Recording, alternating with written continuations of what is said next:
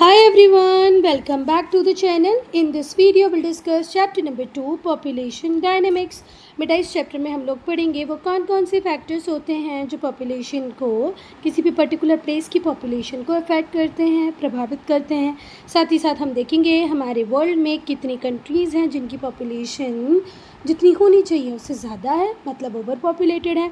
कितनी कंट्रीज़ ऐसी हैं जिनकी पॉपुलेशन जितनी होनी चाहिए उससे कम है, मतलब अंडर पॉपुलेटेड हैं। फिर हम देखेंगे कि भाई किसी कंट्री में अगर पॉपुलेशन ओवर हो तो सोसाइटी के ऊपर क्या इम्पैक्ट होता है, अंडर हो तो सोसाइटी के ऊपर क्या इम्पैक्ट होता है, क्या प्रभाव पड़ता है। साथ ही साथ हम लोग देखेंगे पॉपुलेशन पिरामिड क्या है, पॉपुलेशन कंपोजिशन क्या होता है, कितने उस पॉपुलेशन में मेल हैं, फीमेल हैं, एजुकेटेड है, अनएजुकेटेड है, ये सब किसका पार्ट होता है बेटा, पॉपुलेशन कंपोजिशन का पार्ट होता है। तो हम जितने भी रिसोर्सेज को पढ़ते हैं, एक पूरा चैप्टर आपने रिसोर्सेज के ऊपर भी पढ़ा होगा, तो सारे रिसोर्सेज में सबसे ज़्यादा इम्पॉर्टेंट जो रिसोर्स है वो है ह्यूमन रिसोर्स। क्यों भाई? क्योंकि रिसोर्स कन्वर्जन कौन ही करता है, ह्यूमन। आपका आयरन और पड़ा रह जाएगा अगर कोई ह्यूमन उससे आयरन ना बनाए। क्लियर है? तो ह्यूमन रिसोर्स किसी भी कंट्री का एक इम्पॉर्टेंट रिसोर्स होता है। जो लोग होते हैं किसी भी कंट्री के, उन्हें कंसीडर किया जाता है most important and significant resource. So जो मोस्ट इम्पॉर्टेंट सिग्निफिकेंट रिसोर्स है किसी भी कंट्री का वो कौन है, वहाँ के लोग। जितनी भी इकोनॉमिक एक्टिविटीज़ होती हैं ना बेटा, वो सब किसके आसपास ही रिवॉल्व करती रहती हैं, लोगों के आसपास ही रिवॉल्व करती रहती हैं। अगर किसी भी प्रोड्यूस के कंजम्पशन की अगर हम बात करें तो वो कौन ही कर रहे हैं, ह्यूमन। क्योंकि हम कंज्यूम कर रहे हैं उस चीज़ को, तभी हमें वो चीज़ और चाहिए होती है। अगर हम कंज्यूम नहीं कर रहे होते तो उस चीज़ की इम्पोर्टेंस ही नहीं होती। तो जितनी भी इकोनॉमिक एक्टिविटीज़ हैं किसी भी कंट्री की, वो किसके आसपास घूमती रहती हैं, लोगों के आसपास घूमती रहती। कॉटन पड़ा पड़ा सड़ जाता अगर हम उससे क्या नहीं बना लेते, क्लोथ। ठीक है। शुगर केन अपने सुक्रोज को खो देता, एक टाइम के बाद खो ही देता है, पर हम उससे क्या बना लेते हैं, शुगर। क्योंकि हम शुगर का बहुत बार यूज़ कर रहे हैं तो हमें कंटिन्यूस किसकी प्रोडक्शन की ज़रूरत है, शुगर केन की। तो ह्यूमन के आसपास ही सारी एक्टिविटी रिवॉल्व करती हैं। जो लोग होते हैं किसी भी कंट्री के, वो क्रिएटर हो सकते हैं, प्रोड्यूसर हो सकते हैं और कंज्यूमर हो सकते हैं। हो नहीं सकते हैं, होते ही हैं। जो लोग होते हैं किसी भी कंट्री के वो होते हैं क्रिएटर, प्रोड्यूसर, कंज्यूमर। ठीक है। हम ये चीज़ों को बनाते हैं, उगाते हैं और उन्हें कंज्यूम कर लेते हैं। तो बेटा जो पॉपुलेशन होती है ना किसी भी कंट्री की, जो ह्यूमन रिसोर्स होता है वही डिसाइड करता है कि कंट्री प्रोग्रेस करेगी कि नहीं करेगी। तो ह्यूमन रिसोर्स पॉपुलेशन जो होती है किसी भी कंट्री की, वो ड्राइविंग फोर्स होती है प्रोग्रेस का। इसीलिए हम कहते हैं कि जो ह्यूमन रिसोर्स है वो अल्टीमेट रिसोर्स है। ह्यूमन रिसोर्स ही क्या है, अल्टीमेट रिसोर्स है। फिर से एक बार इस पैराग्राफ को देखो कि बेटा जो कंट्री की पॉपुलेशन होती है वो एक सिग्निफिकेंट रिसोर्स है, बहुत इंपॉर्टेंट रिसोर्स है। जितनी भी इकोनॉमिक एक्टिविटीज़ होंगी वो ह्यूमन के आसपास ही घूमेंगी। जो लोग होते हैं किसी भी कंट्री के, वो क्रिएटर भी हो सकते हैं, प्रोड्यूसर भी हो सकते हैं, कंज्यूमर भी हो सकते हैं। अब हम बात करेंगे डिस्ट्रीब्यूशन की, किसकी, पॉपुलेशन के डिस्ट्रीब्यूशन की। Distribution of population in the world, पूरी दुनिया में पॉपुलेशन कैसे डिस्ट्रीब्यूटेड है। ठीक है बेटा, अब हम इस टॉपिक को पढ़ें उसके पहले एक बात ध्यान से सुनो। देखो, अगर आपको प्लेन्स पे रहने का ऑफ़र दिया जाए, माउंटेन्स पे रहने का ऑफ़र दिया जाए, डेजर्ट पे रहने का ऑफ़र दिया जाए, भले ही वो हॉट डेजर्ट हो या कोल्ड डेजर्ट हो, आप कहाँ रहना पसंद करेंगे, प्लेन्स पर। ठीक है। थोड़े टाइम के लिए हमें माउंटेनियस रीजन बहुत अच्छे लगते हैं, पर बहुत ज़्यादा सफरिंग्स होती हैं उन लोगों की लाइफ में जो माउंटेनियस रीजन पे रहते हैं। डेजर्ट, हॉट डेजर्ट है तो बहुत ज़्यादा गर्म है, कोल्ड डेजर्ट है तो बहुत ज़्यादा ठंडा है, तो हमारी पहली चॉइस होती है प्लेन्स। तो बेटा हम देखते हैं कि जो पॉपुलेशन का डिस्ट्रीब्यूशन है वो भी इसी तरीके का है। प्लेन्स पर बहुत ज़्यादा लोग रहते हैं, माउंटेन्स पे कम रहते हैं, डेजर्ट एरिया में कम रहते हैं।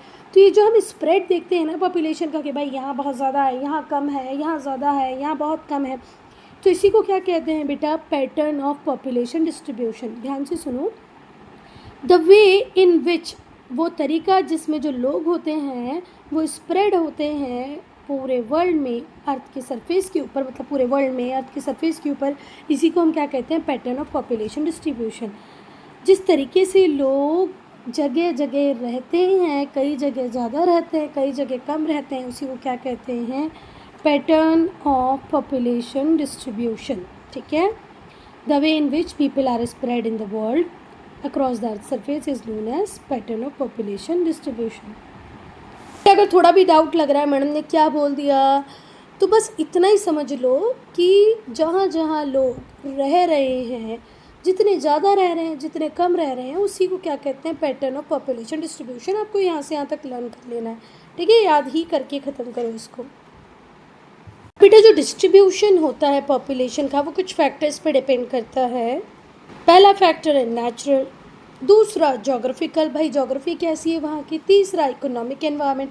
अब हम देखते हैं कि हमारे रूरल एरियाज़ में ग्रीनरी बहुत है, अच्छी जोग्राफी है ना, प्लेन्स भी हैं, रिवर्स भी हैं, कोई प्रॉब्लम नहीं है, ठीक है, बारिश भी हो रही है, गर्मी भी हो रही है, ठंडियाँ भी पड़ रही हैं, पर फिर भी वहाँ पर जॉब्स नहीं है, मतलब इकोनॉमिक एनवायरनमेंट नहीं है, तो भी लोग विलेज रूरल एरियाज़ को छोड़कर कहाँ आ जाते हैं, अर्बन एरियाज़ में आ जाते हैं। बहुत सारे रीजंस हैं जहाँ पर अलग अलग क्लाइमेटिक कंडीशन है, अलग अलग फिज़िकल कंडीशन है, इकोनॉमिक कंडीशन भी अलग अलग है, इसलिए हम देखते हैं पॉपुलेशन का डिस्ट्रीब्यूशन भी वेरी करता है reason to reason, place to place. बेटा क्योंकि क्लाइमेटिक कंडीशंस अलग अलग हैं, फिज़िकल कंडीशंस अलग अलग हैं, इकोनॉमिक कंडीशंस अलग अलग हैं, तो हम देखते हैं कि भाई जो पॉपुलेशन का डिस्ट्रीब्यूशन है वो भी अलग अलग है, ठीक है। कितना भी अच्छा एनवायरनमेंट विलेज रूरल एरियाज़ में क्यों ना हो, फिर भी लोग काम करने के लिए बाहर जाते ही हैं, ये बात ध्यान रखना। अब हम पढ़ेंगे बेटा अंडर पॉपुलेशन और ओवर पॉपुलेशन को। तो अंडर पॉपुलेशन की अगर हम बात करें तो ऐसे एरियाज़, ऐसी कंट्रीज़ जहाँ पर रिसोर्सेज ज़्यादा हैं पर उस रिसोर्स के कंपैरिजन में पॉपुलेशन कम है, उसे क्या कहा जाएगा, उस कंट्री को, उस एरिया को, under populated area, under populated country. तो अंडर पॉपुलेशन वो टाइप है पॉपुलेशन का जहाँ पर अवेलेबल रिसोर्सेज जो है कंट्री में उसके कंपैरिजन में पॉपुलेशन कम है, ठीक है। अब पॉपुलेशन कम है तो ऑब्वियस सी बात है यूटिलाइजेशन जो होगा रिसोर्सेज का वो अंडर होगा, जो नेचुरल रिसोर्सेज का यूटिलाइजेशन है वो उतना नहीं कर पाएंगे जितना होना चाहिए। अंडर पॉपुलेशन की वजह से अंडर यूटिलाइजेशन होता है नेचुरल रिसोर्सेज का। जो अंडर पॉपुलेटेड कंट्री होती हैं वो एनकरेज करती हैं इमिग्रेशन को, बोलती हैं भाई आओ हमारी कंट्री में काम करो, हम आपको ये फैसिलिटी देंगे, वो फैसिलिटी देंगे, because they want full utilization of their resources, okay. चलो, तो जो अंडर पॉपुलेटेड कंट्रीज़ होती हैं वो हमारी जैसी कंट्री इंडिया के लिए बहुत ही बेनिफिशियल होती हैं, क्योंकि हमारा जो बहुत सारा ह्यूमन रिसोर्स है वो इन कंट्रीज़ में जाकर इनको भी डेवलप करता है, वहाँ से जो सैलरी वगैरह होती है वो हमारे इंडिया को भेजता है, तो उससे इंडिया का भी भला होता है। तो जो हाईली पॉपुलेटेड कंट्री हैं लाइक इंडिया, उनके लिए तो अंडर पॉपुलेटेड कंट्री वरदान की तरह है, क्योंकि वहाँ पर हमारा डायस्पोरा जाता है, काम करता है, उस कंट्री को भी डेवलप करता है, साथ ही साथ हमारी कंट्री के डेवलपमेंट में भी रोल प्ले करता है, ठीक है। किसी भी कंट्री को अपने कंट्री के इकोनॉमिक पोटेंशियल को अगर पूरी तरह हार्नेस करना है तो पॉपुलेशन का प्रपोर्शन सही होना चाहिए। बहुत सारी जो अंडर पॉपुलेटेड कंट्रीज़ हैं उनके यहाँ पर फॉरेन कंपनीज़ इन्वॉल्व हो रही हैं वहाँ की इकोनॉमिक एक्टिविटीज़ में। क्यों इन्वॉल्व हो रही हैं? क्योंकि वहाँ पर पॉपुलेशन कम है ना, to support large number of major corporation. खुद से वो बड़ी बड़ी कंपनीज़ वगैरह नहीं ओपन कर सकते हैं, पॉपुलेशन उतनी नहीं है, तो हम देखते हैं कि वहाँ पर फॉरेन कंपनीज ज़्यादा काम करती हैं। जो अंडर पॉपुलेटेड कंट्री है वहाँ पर आप एक कॉमन फेनोमेना देखोगे कि जो फॉरेन कंपनीज़ हैं उनका इन्वॉल्वमेंट इकोनॉमिक एक्टिविटीज़ में ज़्यादा होता है। एग्जाम्पल में देखो, जो कनाडा है उसका जो 40% बिजनेस है वो फॉरेन ओन्ड है। अब ये जो कंपनीज़ हैं बेटा जो कनाडा में काम कर रही हैं, अभी कनाडा क्यों गई हैं? कनाडा के लोगों की भलाई के लिए तो नहीं गई हैं, ये कनाडा के रिसोर्सेज को यूज़ करती हैं, पर प्रॉफिट जो होता है वो वापस कहाँ ले आती हैं? अपनी खुद की कंट्रीज़ में, ठीक है। तो जितनी भी फॉरेन ओन कंपनीज़ हैं कनाडा में जो काम कर रही हैं are perceived to be using Canada resources, Canada के रिसोर्सेज को यूज़ कर रही हैं, पर जो प्रॉफिट है वो वापस अपनी कंट्री में ला रही हैं। जो अंडर पॉपुलेशन होती है उसकी वजह से हम देखते हैं कि रीजनल डिफरेंसेस ज़्यादा होते हैं, ठीक है। बहुत ज़्यादा रीजनल डिफरेंसेस हमें देखने को मिलते हैं। रीजनल डिफरेंसेस आपको वेल्थ में भी देखने को मिलेंगे, डेवलपमेंट में भी देखने को मिलेंगे। विद इन सच कंट्री, एक ही कंट्री का एक एरिया बहुत ज़्यादा डेवलप हो जाएगा, एक थोड़ा सा कम डेवलप रहेगा due to settlement and economic activities. क्योंकि जो सेटलमेंट है, जो इकोनॉमिक एक्टिविटीज़ हैं, वो कॉन्सेंट्रेटेड होंगी ऑब्वियसली बात है फेवरेबल एरियाज़ में। देखो कंट्री बड़ी है, पॉपुलेशन कम है, तो ऑब्वियसली बात है जो बड़ी बड़ी कंपनीज आएंगी इन्वेस्टमेंट करने, वो सिर्फ एक ऐसे एरिया को सर्च करेंगी जहाँ सारी चीज़ें फेवरेबल हों, है ना। तो वहीं पर आके वो अपना रच बस जाएंगी, वहीं से बिजनेस करेंगी, ट्रेडिंग एक्टिविटीज़ करेंगी, तो उन एरियाज़ तक वो पहुँचेंगे ही नहीं जो अनफेवरेबल हैं। तो यहाँ पर हम देखते हैं कि वेल्थ में भी यूनिफॉर्मिटी नहीं दिखती है, डेवलपमेंट में भी यूनिफॉर्मिटी नहीं दिखती है, रीजनल डिफरेंसेस बहुत ज़्यादा होते हैं। अब हम पढ़ेंगे ओवर पॉपुलेशन को। तो बेटा ओवर पॉपुलेशन की डेफिनेशन क्या मुझे आपको बताने की ज़रूरत है। ये एक ऐसी सिचुएशन है जहाँ पर लोग ज़्यादा होते हैं और इनके कंपैरिजन में नेचुरल रिसोर्सेज होते हैं कम। तो रिसोर्सेज का क्या होता है बेटा ऐसी कंट्रीज़ में, ओवर यूटिलाइजेशन, जो कि एक अच्छी बात नहीं है। अगर हम हमारे कंट्री इंडिया की बात करें तो हमने कोल को ओवर यूटिलाइज़ कर लिया है, ठीक है। ऐसे हमारे सर्वे अथॉरिटी का कहना है कि अब आने वाले 50 ईयर्स का ही कोल हमारे पास बाकी है। चेन्नई की बात करें तो वहाँ पर हमने अंडरग्राउंड वाटर को ख़त्म कर लिया है। तो ओवर पॉपुलेशन जहाँ पर भी होगी वहाँ पर रिसोर्सेज पे अननेसेसरी प्रेशर आएगा, है ना। ओवर यूटिलाइजेशन होगा रिसोर्सेज का। तो ओवर पॉपुलेशन वो सिचुएशन है जहाँ पर जो कंट्री है वहाँ पर लोग ज़्यादा हैं than its physical and human resource can support with adequate living standard. बेटा इतनी ज़्यादा पॉपुलेशन है कि हम एडिकेट पर्याप्त स्टैंडर्ड ऑफ लिविंग वहाँ के लोगों को नहीं दे पाते, ठीक है। हमारे पास रिसोर्सेज की कमी है और ह्यूमन ज़्यादा है, तो कितनी बार ऐसा होता है कि हम जो ह्यूमन हमारे पास अवेलेबल है उसको रिसोर्स में भी कन्वर्ट नहीं कर पाते हैं। अब ह्यूमन रिसोर्स में कैसे कन्वर्ट होता है बेटा, जब वो एजुकेटेड हो, स्किल्ड हो। आपकी अगर आधी पॉपुलेशन एजुकेटेड ही नहीं है, स्किल्ड ही नहीं है, तो वो ह्यूमन रिसोर्स कैसे बनेगी। फिजिकल रिसोर्सेज भी आपके पास कम है, ह्यूमन रिसोर्स भी आप बना नहीं पा रहे हो, लोगों को एडिक्वेट स्टैंडर्ड ऑफ लिविंग नहीं दे पाते हो। कब, जब आपकी कंट्री क्या हो, ओवर पॉपुलेटेड हो। जितनी भी ओवर पॉपुलेटेड कंट्रीज़ होती हैं वहाँ पर एक कॉमन प्रॉब्लम और देखी जाती है, एनवायरनमेंट की क्वालिटी धीरे धीरे करके डिटोरिएट होने लगती है, ठीक है। ज़्यादा लोग होंगे, ज़्यादा पानी चाहिए, रहने के लिए ज़्यादा घर चाहिए, पेड़ों को काट दिया जाता है, तो एनवायरनमेंट पे भी बैड इम्पैक्ट आता है। In an over populated environment, जहाँ पर भी ओवर पॉपुलेशन होगी बेटा वहाँ पर जो लोग होंगे उनका नंबर ज़्यादा होगा अवेलेबल एसेंशियल मटेरियल से, एसेंशियल रिसोर्सेज से, ठीक है, जिसके बिना हम सरवाइव नहीं कर सकते। ऐसे एसेंशियल रिसोर्सेज की कमी होगी और लोग ज़्यादा होंगे, ठीक है। जैसे ट्रांसपोर्ट बराबर नहीं होगा, पानी की कमी होगी। आप दिल्ली मेट्रो को देख लो, मुंबई लोकल्स को देख लो, तो आपको समझ में आ जाएगा कि भाई इंडिया में ओवर पॉपुलेशन तो है, तो ट्रांसपोर्ट की प्रॉब्लम आएगी, वाटर की प्रॉब्लम आएगी, शेल्टर की प्रॉब्लम आएगी। कितना बड़ा स्लम है हमारे पास मुंबई में, ठीक है। खाने की प्रॉब्लम आएगी, सोशल एमिनिटीज़ नहीं मिल पाएंगी लोगों को प्रॉपरली। तो बेटा ओवर पॉपुलेशन अपने आप में ही जड़ है बहुत सारी प्रॉब्लम्स की। और बेटा जब आपके पास प्रॉपर ट्रांसपोर्ट नहीं होगा, वाटर नहीं होगा, शेल्टर नहीं होगा, तो आप देखोगे कि एनवायरमेंटल डिटोरिएशन होगा, क्वालिटी ऑफ लाइफ और ज़्यादा ख़राब होती जाएगी, इवन डिसइंटीग्रेशन ऑफ पॉपुलेशन भी पॉसिबल है।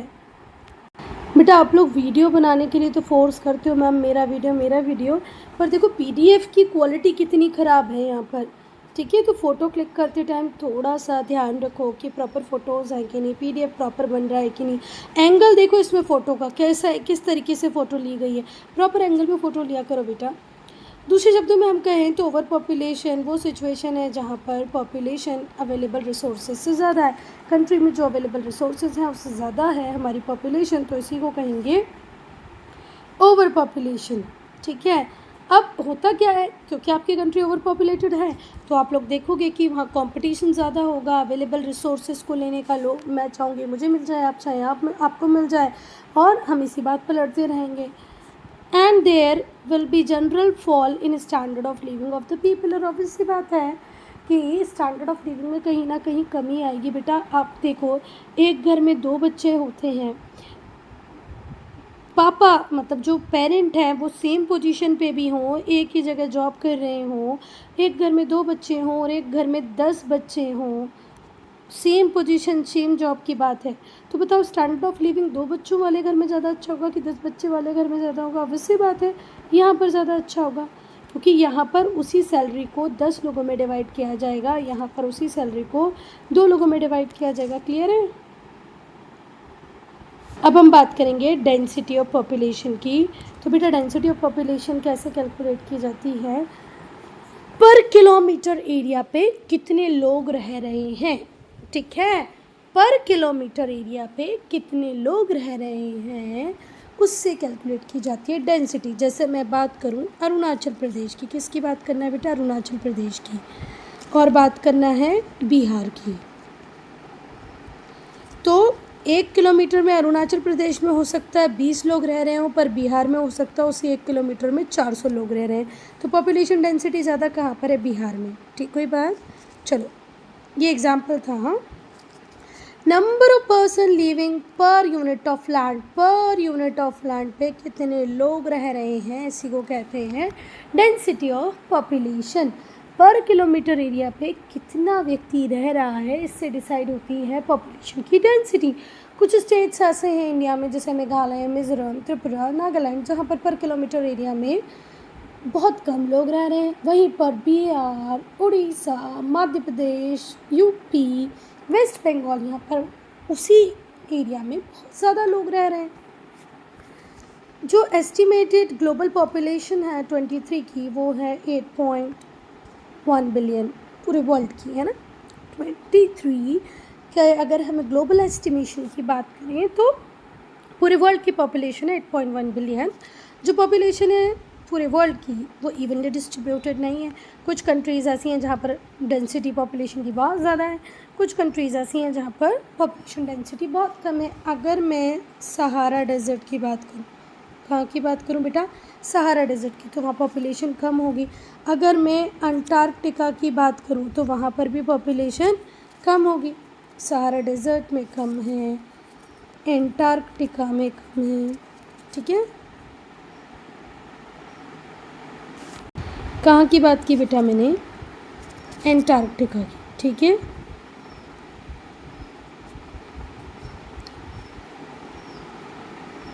बेटा ये जो 8.1 बिलियन है ये इक्वली डिस्ट्रीब्यूटेड थोड़ी नहीं है कि 195 कंट्रीज़ हैं तो उनमें इक्वल डिवाइड हो गया, ऐसा बिल्कुल भी नहीं है। कुछ कंट्रीज़ ऐसी हैं जहाँ पर पॉपुलेशन डेंसिटी बहुत ज़्यादा है, कुछ कंट्रीज़ ऐसी हैं जहाँ पर पॉपुलेशन डेंसिटी बहुत कम है। ठीक है, सबसे पहले हम लोग पढ़ लेंगे वो एरियाज़ को जहाँ पर डेंसिटी बहुत कम है। वो एरियाज़ जहाँ पर पॉपुलेशन डेंसिटी कम है, ठीक है, जहाँ पर स्क्वायर किलोमीटर में 1 या 2 ही लोग रहते हैं, हम हमारे इंडिया में तो इमेजिन भी नहीं कर सकते। वो एरियाज़ जहाँ पर पॉपुलेशन डेंसिटी बहुत ही कम है, जैसे 1 या 2 व्यक्ति ही रहते हैं पर स्क्वायर किलोमीटर में, ठीक है, उन्हें हम कहते हैं वो एरियाज़ जहाँ पर डेंसिटी है लो। क्लियर? अब बेटा दिमाग में चल रहा होगा क्योंकि हम इंडिया में रहने वाले लोग हैं कि वो कौन से एरियाज़ हैं जहाँ पर 1 से 2 लोग ही रहते हैं पर स्क्वायर किलोमीटर में, हमारे लिए तो बहुत बड़ी बात है। तो बेटा वो है हॉट डेजर्ट जैसे कि सहारा, कालाहारी, एटाकामा, कोल्ड डेजर्ट जैसे कि कनाडा का कुछ पार्ट, ग्रीनलैंड का कुछ पार्ट, अंटार्कटिका, गोबी।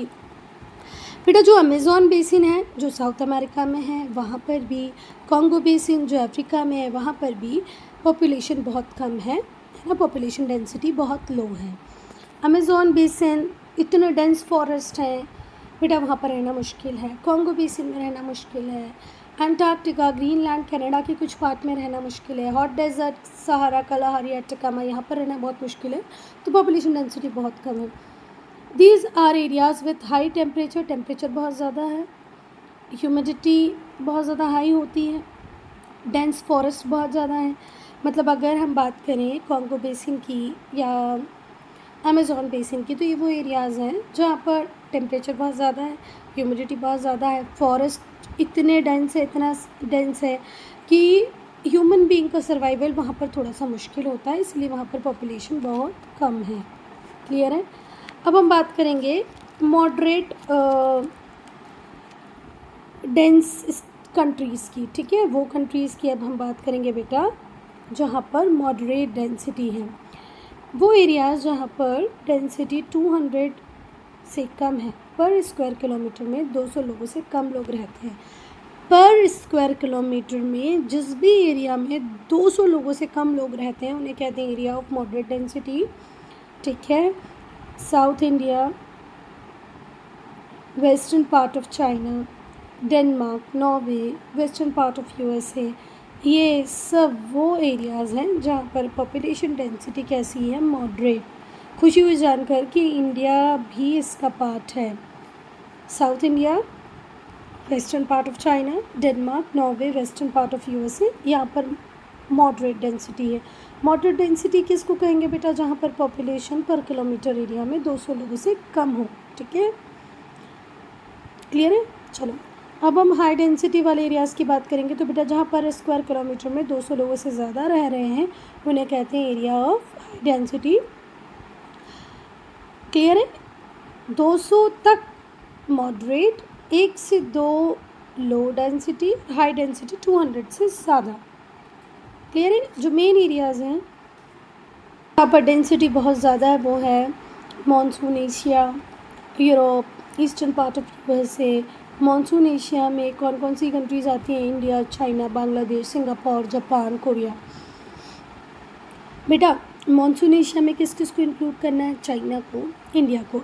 2 most populated countries, 2 most populated countries, Bangladesh, Singapore, Japan, Korea. अगर हम ईस्टर्न कोस्टल पार्ट की बात करें, कहाँ की? यूएसए की, कनाडा की, तो यहाँ पर भी पॉपुलेशन डेंसिटी बहुत ज़्यादा है। यूएसए, कनाडा में पॉपुलेशन डेंसिटी कहाँ पर ज़्यादा मिलती है बेटा?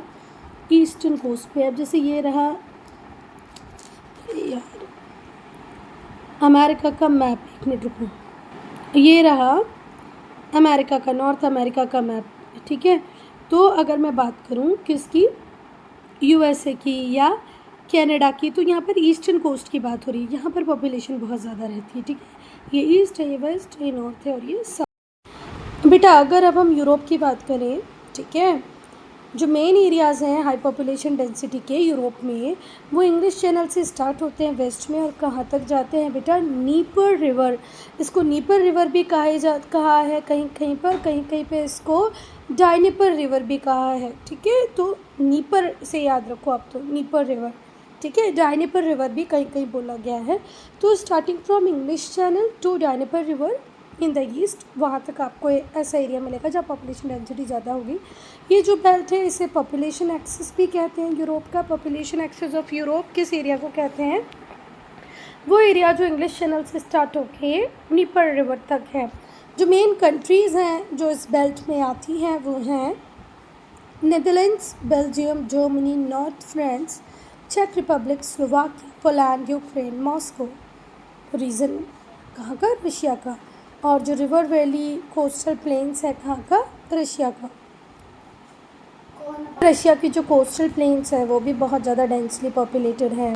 मॉस्को रीजन रशिया का बहुत डेंसली पॉपुलेटेड है। यूक्रेन, चेक Republic, Slovakia, Poland, France, Netherlands, Belgium, Germany, ये भी मोस्ट पॉपुलेटेड हैं। Spain, Portugal, south France, Italy.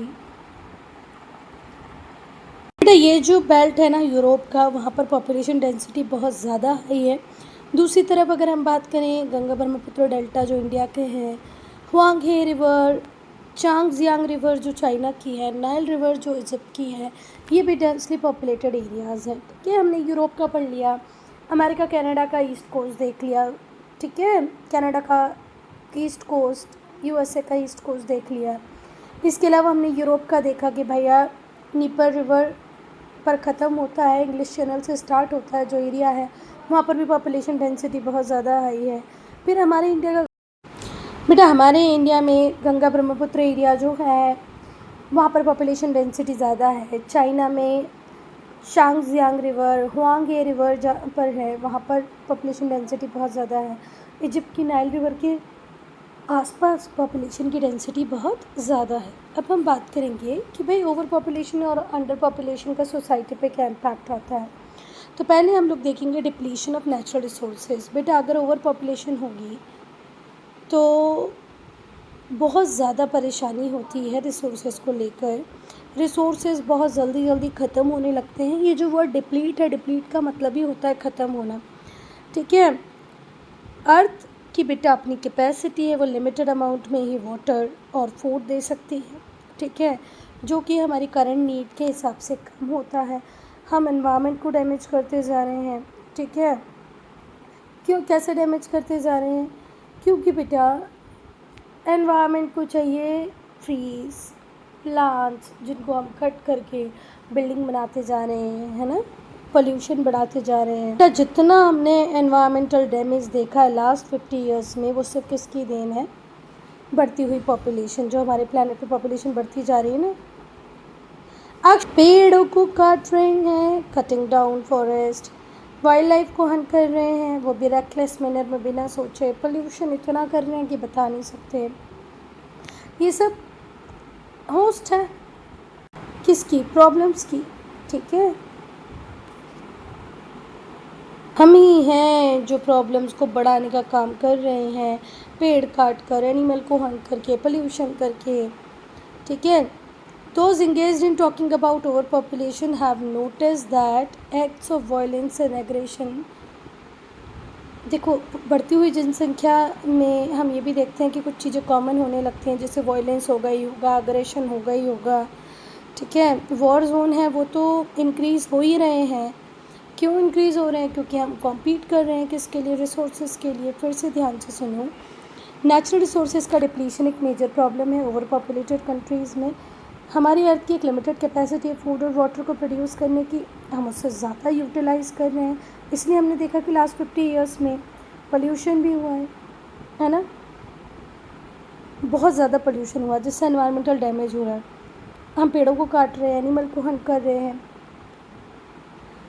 और जितने भी लोग जो ओवर पॉपुलेशन की बात करते हैं या ओवर पॉपुलेशन के ऊपर लिखना चाहते हैं, पढ़ना चाहते हैं, वो लोग देखते हैं कि वो कंट्रीज जहाँ पर पॉपुलेशन ज़्यादा है वो एग्रेशन भी देखा जाता है, वायलेंस भी देखा जाता है, और भी हो रहे हैं। और ये सब क्यों हो रहा है बेटा? रिसोर्सेज। बेटा तो सारी लड़ाई किसकी है? रिसोर्सेज की। भले ही USA का अफ़गानिस्तान इन्वेजन हो, ईरान इराक इन्वेजन हो, सारी कहानी रिसोर्सेज से जुड़ी हुई है। चाइना, इतना बड़ा चाइना होने के बाद वो हमारे एरियाज़ को क्यों लेना चाहता है? रिसोर्सेज, है ना। अब हम सेकंड पॉइंट पढ़ेंगे, डिग्रेडेशन ऑफ एनवायरनमेंट। देखो, हम कोल का, ऑयल का, नेचुरल गैस का, सबका ओवर यूज़ कर रहे हैं, जिसकी वजह से हम देखते हैं कुछ सीरियस इफेक्ट देखने को मिल रहे हैं हमारे एनवायरनमेंट पे। कोल जलाओगे तो पोल्यूशन होगा ही होगा, एयर पोल्यूशन होगा। व्हीकल्स दिन पे दिन बढ़ते जा रहे हैं। पहले घरों में एक व्हीकल हुआ करता था, हस्बैंड का अलग है, वाइफ का अलग है, बच्चों का अलग है, तो व्हीकल के नंबर को बढ़ा रहे हैं। इंडस्ट्रीज़ बढ़ रही हैं तो क्वालिटी ऑफ एयर ख़त्म होती जा रही है, कम होती जा रही है, क्वालिटी तो बची ही नहीं है एयर में। CO2 का एमिशन बहुत ज़्यादा बढ़ रहा है, जिसकी वजह से ग्लोबल वार्मिंग हो रही है, टेम्परेचर में राइज़ हो रहा है। एयर ख़त्म होने की बात नहीं कर रही मैं, एयर की क्वालिटी ख़त्म होने की बात कर रही हूँ कि एयर में क्वालिटी रही नहीं है, ठीक है। CO2 का एमिशन बहुत ज़्यादा बढ़ गया, जिसकी वजह से ग्लोबल वार्मिंग बढ़ रही है।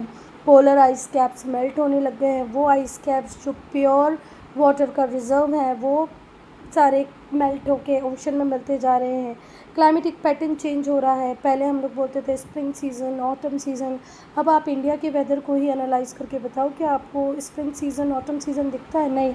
ठंडी के बाद सीधे गर्मी दिखती है और गर्मी के बाद सीधे बारिश दिखती है। बीच का ऑटम स्प्रिंग तो ख़त्म ही हो गया है ना। क्लाइमेटिक पैटर्न में चेंज आ रहे हैं। कई बारिश बहुत होती है, कभी बारिश होती नहीं है। सी लेवल का राइज़ होना, ये भी एक बहुत बड़ी कॉन्सिक्वेंसीज़ हैं, और ये भी क्यों हो रहा है?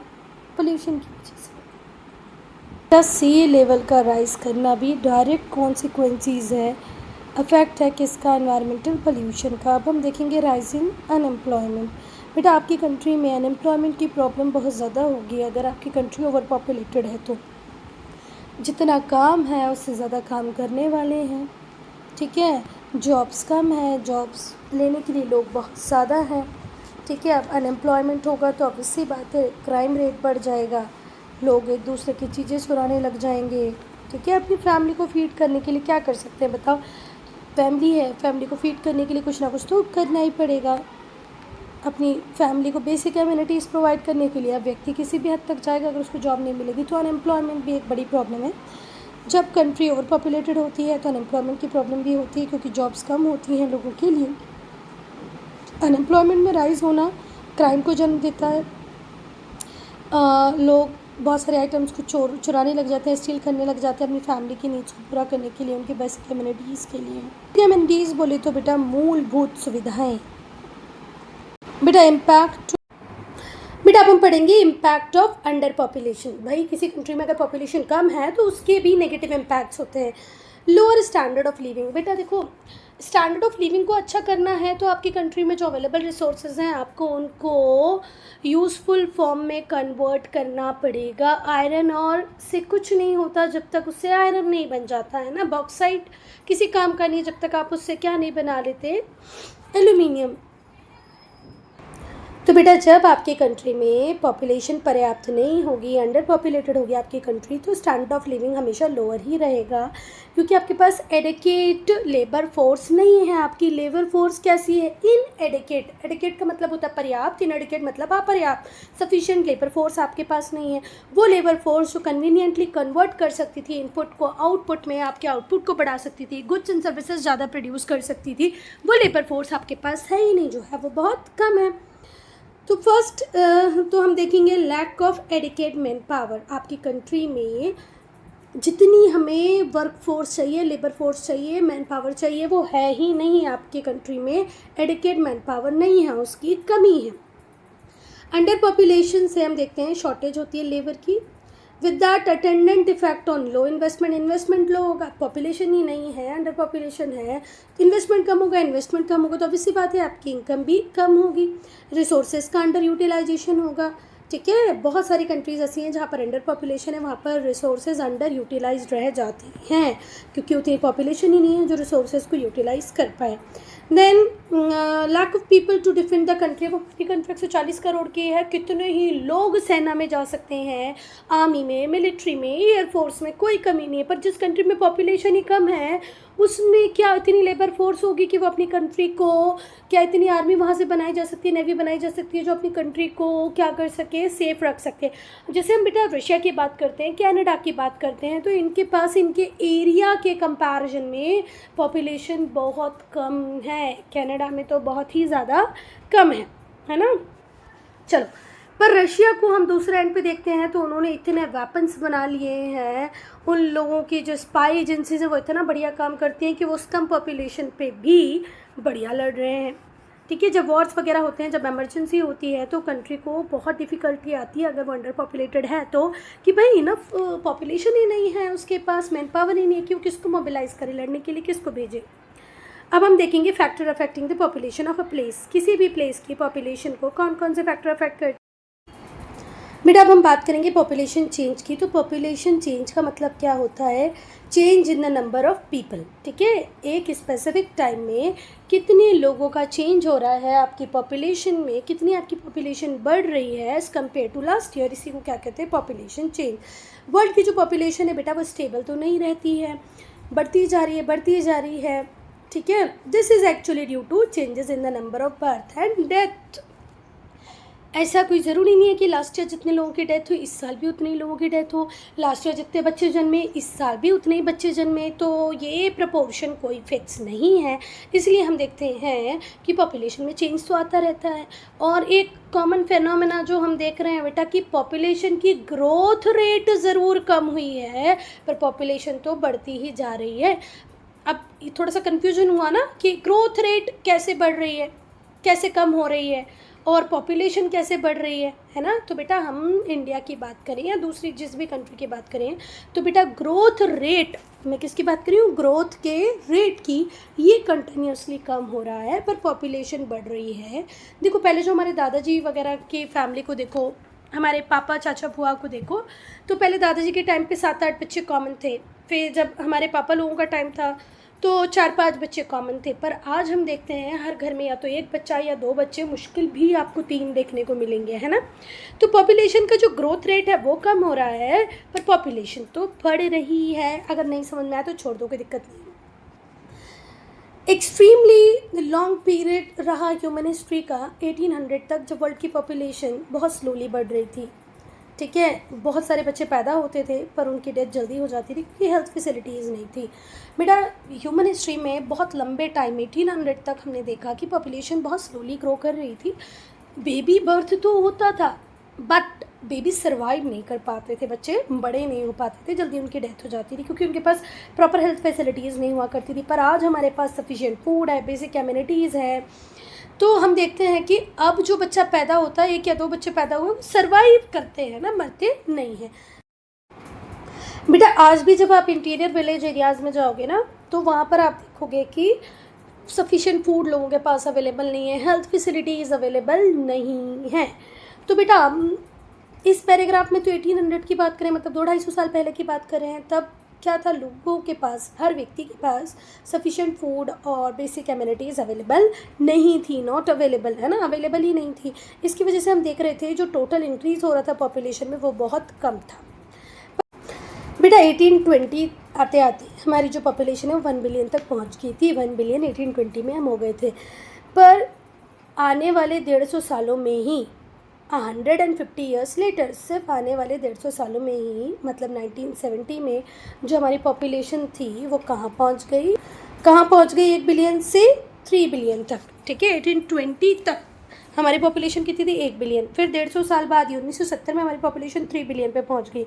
इसी को कहा गया पॉपुलेशन एक्सप्लोजन। 2010 में सिर्फ 45 साल में ही हमारी जो पॉपुलेशन है डबल हो गई, 6 बिलियन हो गई। तो समझ रहे हो ग्रोथ रेट कितना गजब का हम लोगों ने अचीव किया। 1820 तक सिर्फ 1 बिलियन थे, 150 सालों में 3 बिलियन हो गए, और फिर 45 साल में ही हम 6 बिलियन पर पहुंच गए। तो जो मेन रीज़न है ग्रोथ रेट के वो ये है कि अब बेटर फूड सप्लाईज़ हमारे पास हैं, हेल्थ फैसिलिटीज़ हमारे पास हैं, ठीक है। इंडस्ट्रियलाइजेशन की वजह से चीप गुड्स अवेलेबल हैं। So 3 main reason of this much increase in population as first, now because of industrialization cheap goods is available to us, better health facilities are available to us, adequate food supplies is also there। बेटा अब हम natural growth rate की बात करेंगे। तो natural growth rate का formula क्या होता है, birth rate minus death rate. जितने बच्चे जन्मे माइनस जितने लोगों की डेथ हुई, तो ये क्या निकल जाएगा, natural growth rate. Natural growth rate difference होता है किसका, बर्थ रेट और डेथ रेट का, ठीक है। इसके साथ साथ आपको कुछ चीज़ों को और भी ध्यान में रखना होता है, माइग्रेशन, ठीक है। तो मैंने क्या बताया, नेचुरल ग्रोथ रेट का मतलब क्या बता दिया, जितने बच्चे जन्मे जितने लोगों की डेथ हुई, ये हो गया नेचुरल बर्थ रेट। पर ये पूरी तरह से ही नहीं है क्योंकि आपको इसमें किसको भी इंक्लूड करना है, माइग्रेशन को। माइग्रेशन क्या होता है बेटा, हम देखते हैं कि हमारी कंट्री से बहुत सारे लोग USA, UK काम करने जाते हैं और सऊदी अरेबिया भी जाते हैं, है ना, बहुत सारी ओपेक कंट्रीज़ में जाते हैं। तो इसको क्या कहते हैं बेटा, माइग्रेशन। पर हम देखते हैं कि कुछ लोग हमारी कंट्री में भी आते हैं, ठीक है। तो इसको भी आपको ध्यान में रखना पड़ेगा। ये बहुत मेन फैक्टर्स होते हैं जो पॉपुलेशन चेंज के लिए जाने जाते हैं। बर्थ जनरली हम मेजर करते हैं 1000 पीपल पे कि 1000 लोगों पे कितने बच्चे जन्मे हैं, ठीक है। Birth are generally measured using the birth rate. The number of live birth पर 1000 पीपल, 1000 बच्चों पे कितने बच्चों का जन्म हुआ। डेथ रेट को भी हम कैसे ही मेजर करते हैं, पर 1000 पीपल पे मेजर करते हैं कि भाई 1000 लोग थे, उन पे कितने लोगों की डेथ हो गई। माइग्रेशन का मतलब होता है in and out movement of people, ठीक है। हमारी कंट्री से कितने लोग बाहर गए, बाहर की कंट्री से कितने लोग हमारी कंट्री में आए, इसे ही कहते हैं माइग्रेशन, ठीक है। और बेटा दुनिया में जो हम देख रहे हैं कि पॉपुलेशन बहुत तेज़ी से इंक्रीज़ हो रही है, वो इसीलिए क्योंकि रैपिड चेंज आए हैं नेचुरल ग्रोथ रेट में। नेचुरल ग्रोथ रेट में मैसिव बहुत बड़े चेंज आए हैं बेटा, इसीलिए हम देख रहे हैं कि हमारी पॉपुलेशन बढ़ती जा रही है। जैसे कि पहला जरा ध्यान से सुनना, पहले जितने बच्चे जन्म लेते थे उनमें से कुछ ही सर्वाइव कर पाते थे और डेथ रेट बहुत हाई हुआ करता था, पर अब डेथ रेट भी कम हो गया है, ठीक है। और इन्फेंट मोर्टालिटी रेट, जो पैदा होते ही बच्चा मर जाता था, वो भी कम हो गया है। तो अब बच्चे सिर्फ जन्म रहे हैं, मर नहीं रहे हैं। जो डेथ रेट 30-40 साल था, जो एवरेज लाइफ जो होता है स्पैन, अब वो भी बढ़ के 60-70 ईयर्स हो गया है। तो ऑब्वियसली बात है कि नेचुरल ग्रोथ रेट में तो चेंज होना ही था, है ना। पहले बच्चे जल्दी जल्दी पैदा होते थे और फिर फट मर भी जाते थे, पर अब ऐसा नहीं है।